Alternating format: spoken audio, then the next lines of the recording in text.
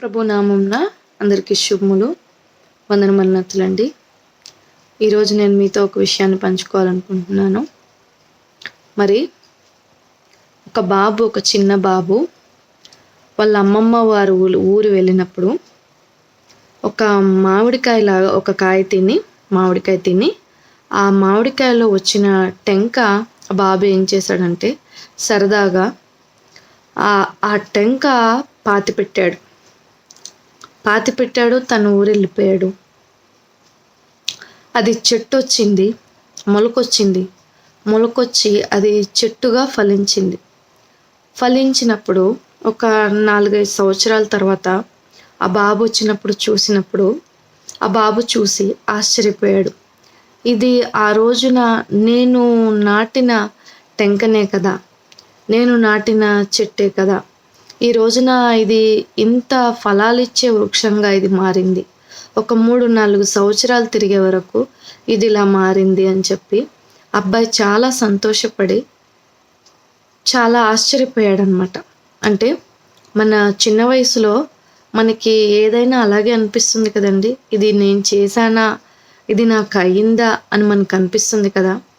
అలాగున్నే మన విశ్వాస జీవితంలో కూడా మనము మన చిన్ననాటి నుండే మనము సువార్తను ప్రకటించే వారముగా ఉండాలి.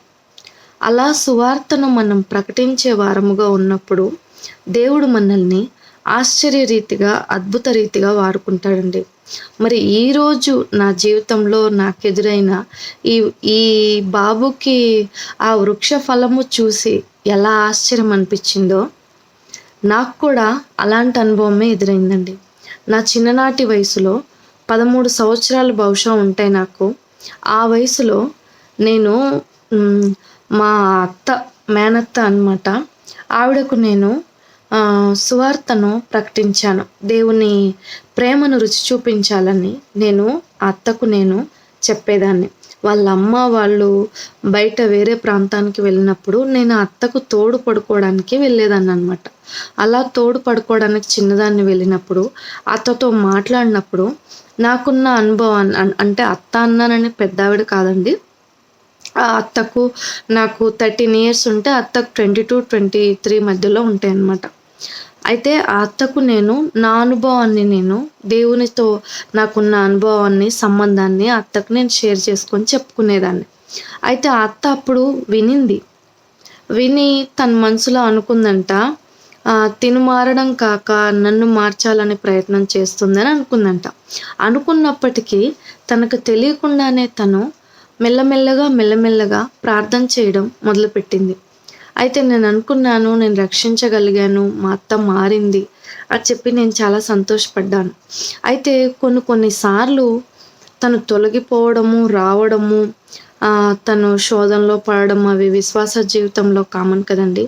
అలాగున ఉన్నా కూడా తను ఇప్పుడు ఏం చేసిందంటే ఉదయం నాతో మాట్లాడినప్పుడు ఒక ముస్లిం సహోదరిని మార్చగలిగిందంట.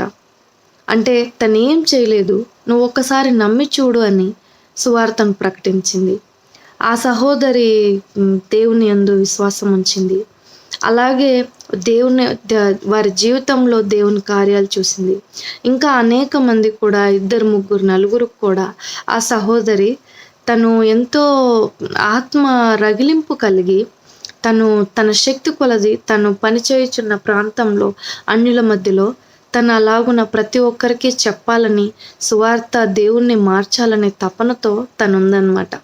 నాకు చాలా ఆశ్చర్యం అనిపించింది.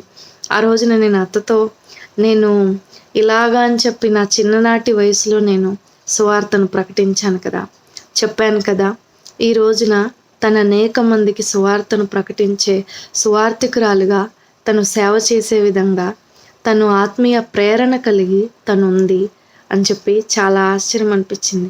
మరి ఆ చిన్న బాబుకు కూడా కొన్ని సంవత్సరాలకు అది చూసినప్పుడు, ఫలాలిచ్చే వృక్షంగా కనిపించినప్పుడు అలాగే ఆశ్చర్యము, సంతోషము కలిగింది కదండి. అయితే నేను మార్చాను అని కాదు కానీ అండి, అది దేవుడు మార్చుకున్నాడు. దేవుని ఏర్పాటులో ఆ బిడ్డను నిర్ణయించుకున్నాడు.